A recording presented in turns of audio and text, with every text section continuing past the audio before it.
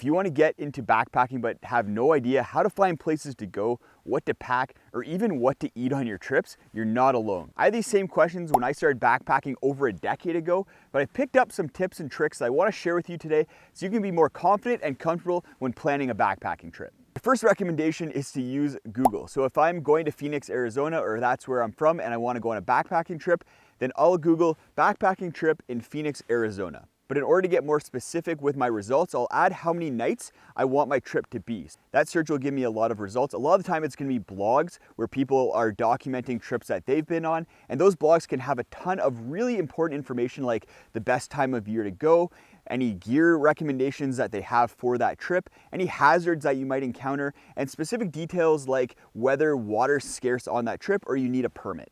If this is your first time backpacking, I highly recommend keeping the trip short. Make it 1 to 2 nights maximum and really low mileage, something like 7 to 8 miles per day. If you're going to a managed location like a national or state park, giving the warden's office a call can give you a lot of great information. They can give you advice on trips as well as other considerations that you might need to keep in mind for going to that location. On some trails, water may be an issue. For instance, I'm in the desert right now on this trip and I have to carry all of my own water.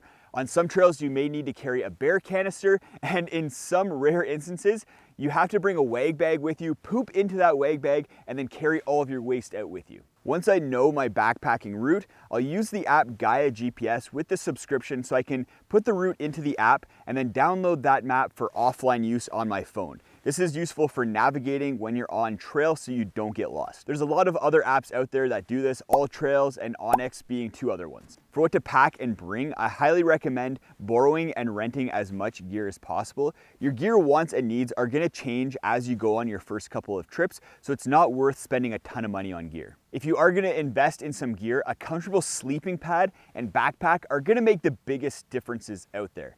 I highly recommend the REI Flash 55 pack. It often goes on sale for about $120 US. While not super cheap, that is an amazing price for everything that you get with this pack. It's gonna carry weight very well, it's lightweight, and then with the 2023 update to the Flash 55, they added an adjustable torso, so that makes it a lot easier for beginners to pick it up and have it fit well. A gear checklist is a really useful tool to make sure that you have everything you need when you're packing for a backpacking trip.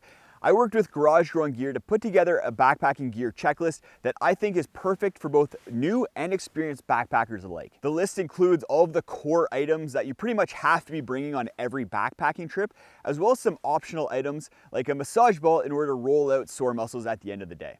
I use this checklist for the trip that I'm on right now, and it saved my butt. I would have forgotten a pack liner as well as my hiking shoes, which is a crucial item if I hadn't double checked with the list. It's great to check before every trip to make sure that you have everything that you need as well as nothing that you don't. I'll have a link to the checklist in the video description so you can go check it out for yourself. I just mentioned making sure that you're not packing things that you don't need, and I know this was a big issue for me when I was a new backpacker. I packed a whole bunch of things that I didn't need, with the biggest culprit being clothing.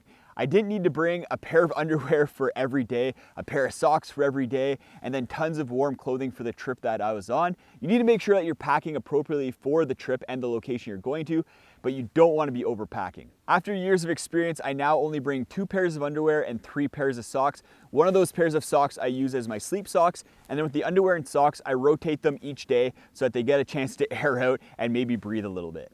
If I have lots of water available and it's sunny and warm, I'll also wash the pair of underwear and socks that I'm not wearing that day and then hang them off my pack to dry.